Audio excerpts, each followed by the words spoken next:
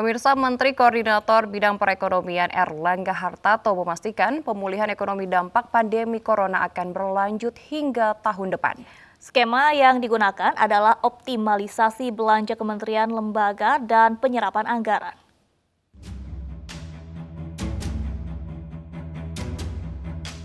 Dampak perekonomian akibat pandemi COVID-19 diprediksi akan terus terjadi hingga 2021.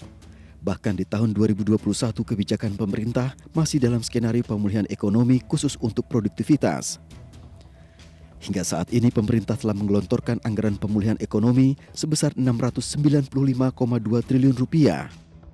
Anggaran terbagi dua untuk kesehatan sebesar Rp87,55 triliun dan untuk ekonomi sebesar Rp607,65 triliun. Menko Perekonomian Erlangga Hartarto menjelaskan siklus penyerapan anggaran pemulihan ekonomi hingga Agustus diyakini memberi peningkatan yang sangat baik dan positif. Terlebih lagi serapan anggaran pemulihan juga sudah meningkat dibanding semester 1 tahun lalu.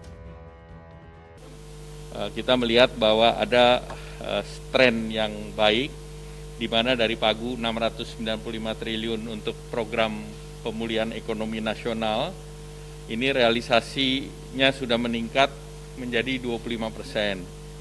Dibandingkan semester 1 yang kemarin sebesar 124,6 triliun, itu per Agustus sudah naik menjadi 173,98 triliun atau naik 18%. Nah tentu untuk agar perekonomian kita masuk di dalam jalur positif, maka dorongan anggaran ini harus terus didorong terkait dengan penyerapan, baik itu program KL maupun program PEN, dan kepada kementerian kemarin kami sudah menyampaikan bahwa anggaran yang tidak terserap dialihkan kepada program-program yang mendukung daripada produktivitas. Pemerintah memastikan kebijakan kesehatan akan diprioritaskan di tahun 2021. Sedangkan komponen bantuan untuk usaha dan industri padat karya akan terus didorong hingga tahun 2022. Dari Jakarta, Tim Liputan iNews melaporkan.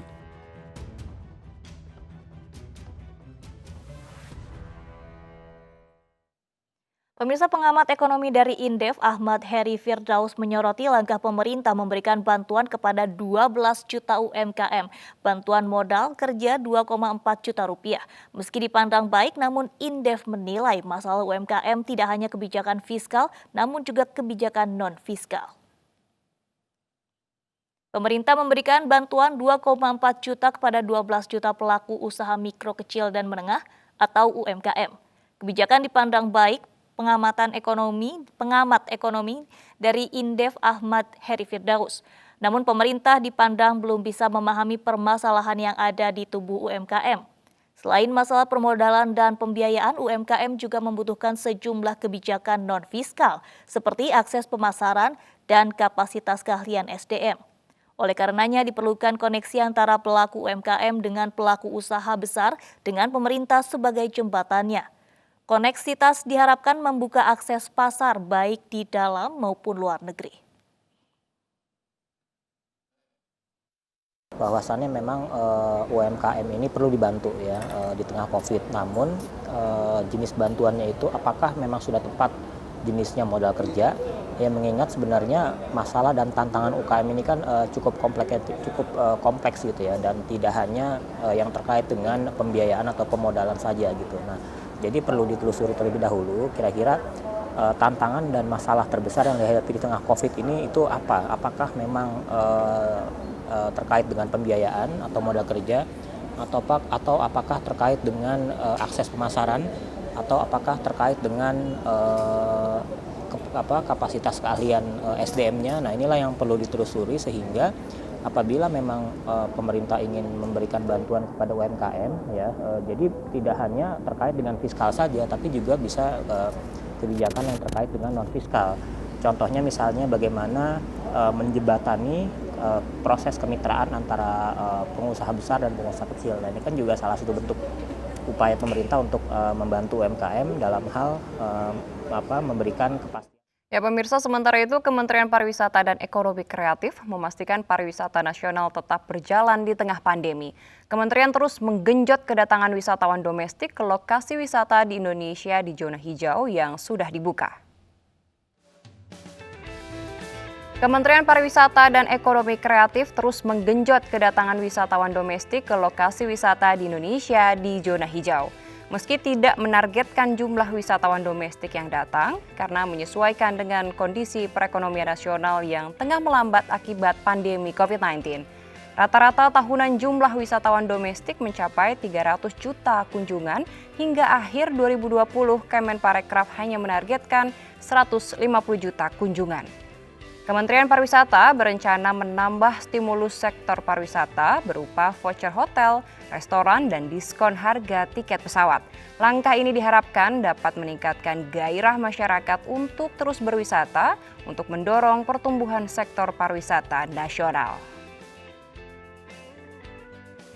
Kita sih melihatnya bahwa sebenarnya kan kalau dari tahun ke tahun itu kunjungan wisatawan domestik itu sekitar 300 juta kunjungan ya. Jadi 300 juta kunjungan itu setiap tahunnya rata-rata gitu ya.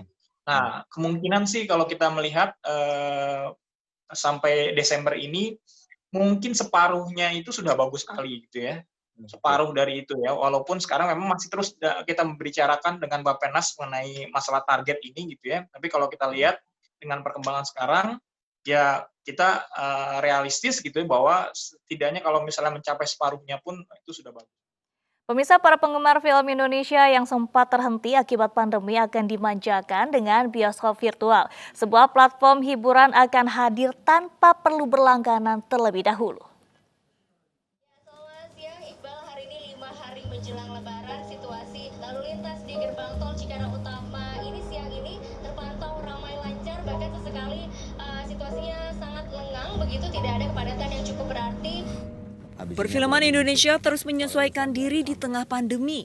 Rencana penayangan film besutan sutradara Adrianto Dewo berjudul Mudik akan hadir di platform hiburan Mola TV.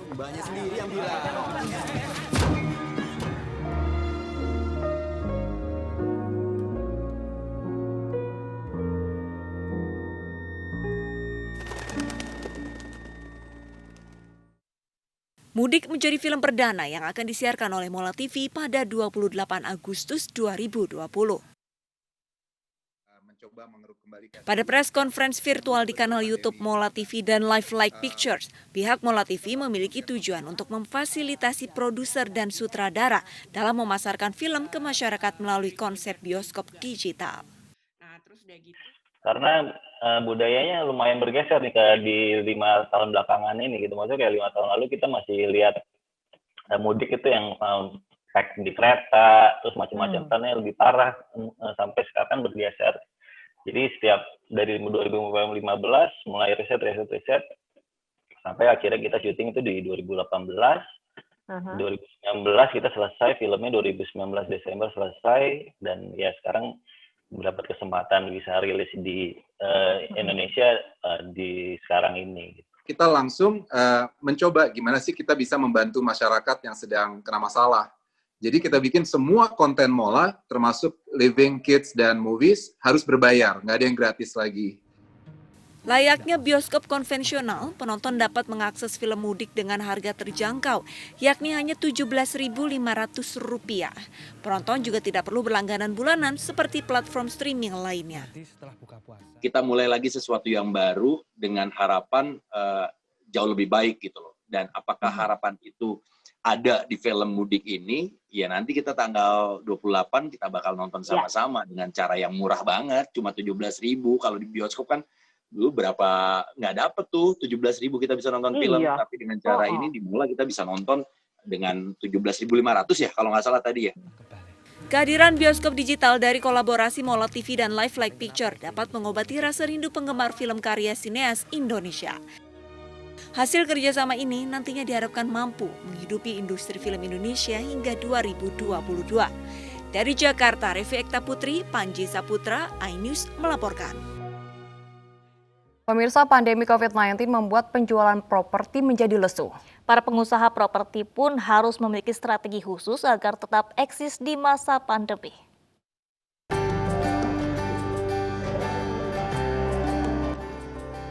Rapat umum pemegang saham PT Megapolitan Development sudah digelar.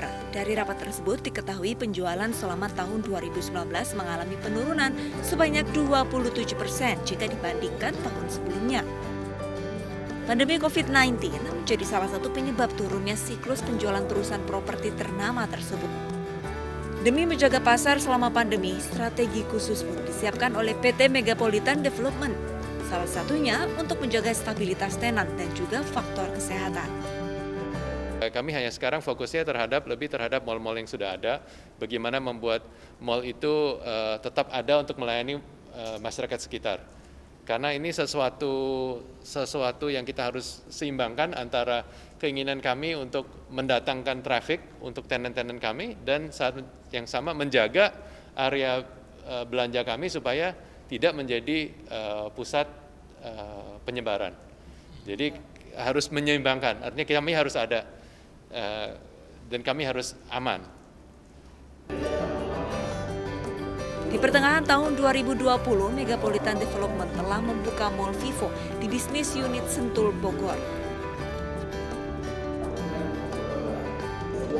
Antusiasme yang tinggi dari brand-brand retail besar, Megapolitan Development optimis mall ini akan menjadi ikon baru di kawasan Sentul, Bogor dan sekitar.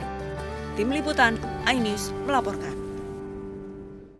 Belasan orang tewas dalam dua ledakan di Pulau Jolo, Filipina Selatan. Militer Filipina menuding kelompok Abu Sayyaf berada di balik serangan teror tersebut. Informasi dari mancanegara akan kami hadirkan sesaat lagi, tetaplah di